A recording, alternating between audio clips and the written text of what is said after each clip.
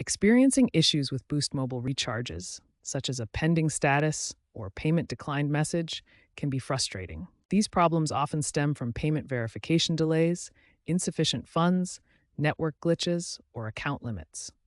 When a recharge is marked as pending, it signifies that the payment is held for verification, typically lasting between 24 to 72 hours.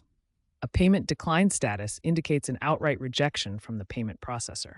To initially troubleshoot, verify your card details, clear the Boost mobile app's cache, or try an alternative payment method like PayPal or Google Pay. Ensure your account does not exceed any daily recharge limits, particularly if it's new or recently inactive. Also, be mindful of potential network dependencies. Infrequent AT&T outages can disrupt recharge processes. Be mindful of potential network dependencies. Infrequent AT&T outages can disrupt recharge processes. If the issue persists, collect transaction IDs and promptly contact Boost Mobile's customer support for assistance and potential refunds, which usually process within 3 to 5 business days. Note that Boost Mobile's customer support primarily utilizes AI-driven chatbots.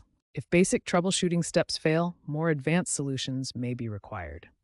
Given the rise in digital payment failures due to cybersecurity threats, ensure your payment apps are up to date and consider enabling location services for the Boost mobile app to avoid tokenized security flagging legitimate transactions as suspicious. For iPhone users, check app permissions related to Visa declines. Enabling location services can often resolve the issue instantly.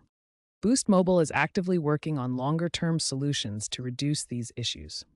AI improvements are also being implemented within the app to predict and prevent payment declines, focusing on multi-factor authentication for high-value top-ups. The company plans to integrate blockchain-based microtransactions for faster and more secure recharges, potentially reducing pending times to under 10 minutes by 2026.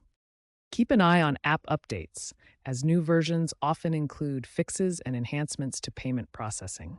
Remember that third-party app issues can also contribute to failures, so consider using the official Boost mobile app for recharges whenever possible.